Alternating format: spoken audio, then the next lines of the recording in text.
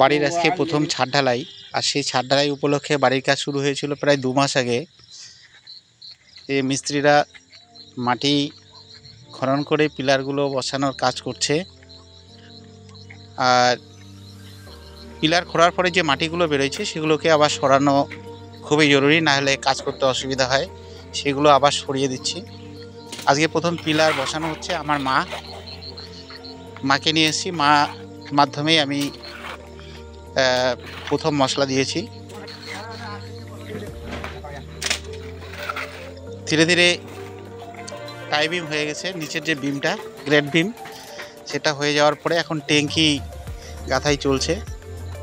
ট্যাঙ্কি গাঁথনির পরে যে পিলার উঠে গেছে, ভিটিও হয়ে গেছে। আস্তে আস্তে আমরা অ্যাকচুয়ালি ছাদের দিকে যাচ্ছি। অ্যাকচুয়ালি কথা আছে, মানে নারী, গাড়ি আর বাড়ি, এই তিনটা খুব মানে জীবনে ভাইটাল। তো আমি ভেবেছিলাম হয়তো কোনো দিন করতে পারবো না, কিন্তু ধীরে ধীরে আমার কিছুটা স্বপ্ন পূরণ হতে চলছে।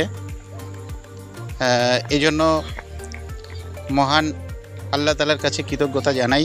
অবশেষে ছাদের রড বাইন্ডিং চলছে এবং ছাদটা 2-1 দিনের মধ্যেই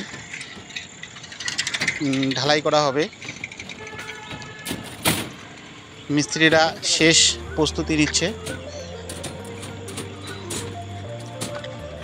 আমার ছেলে, ছোট ছেলে, এখনই আসলি, ওর খুব শখ, ওই বাঁশের মই দিয়েই উঠছে।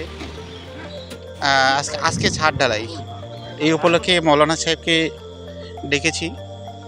মৌলানা সাহেব দোয়া করবেন, দোয়া করার মাধ্যমেই আমরা ছাদ ঢালাইয়ের কাজ শুরু করব। অবশেষে ছাদ ঢালাই শুরু হয়েছে। আমরা একে একে, আমি দিয়েছিলাম, মৌলানা সাহেব দিয়েছিল, আমার ছোট ছেলে, বড় ছেলে, এটা বড় ছেলে উভয়ই দিচ্ছে। আমার ওয়াইফ উপরে উঠতে পারেনি, ভয় পায়।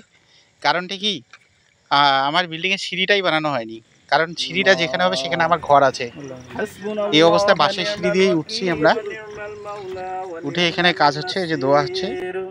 اللهم اكفني حلالك عن حرامك واغننا بفضلك عمن سواك اللهم انس وحشتي في قبري اللهم ارحمني بالقرآن العظيم اللهم ذكرني منه ما نسيت وعلمني منه ما جهلت وارزقني تلاوته آناء الليل وآناء النهار واجعله لحجة يا رب العالمين يا أكرم الأكرمين يا حي يا قيوم مولا امرت গুনাহগার বান্দা গো মাবুদ।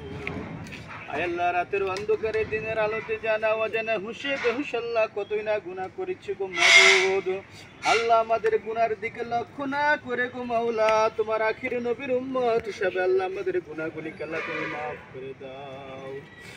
হে লাল আলামিন মাওলা গো, তুমি আমাদের সবাইকে আল্লাহ 5 ওয়াক্ত নামাজি বানিয়ে দাও। আল্লাহ, তোমার হুকুম এবং তোমার হাবিবত থেকে আল্লাহ তুমি হেফাজত করে নিও। হে লাল আলামিন মাবুদ গো, তার মনের আশাকে তুমি পূরণ করে দিও। আল্লাহ, এই বিল্ডিং এর মধ্যে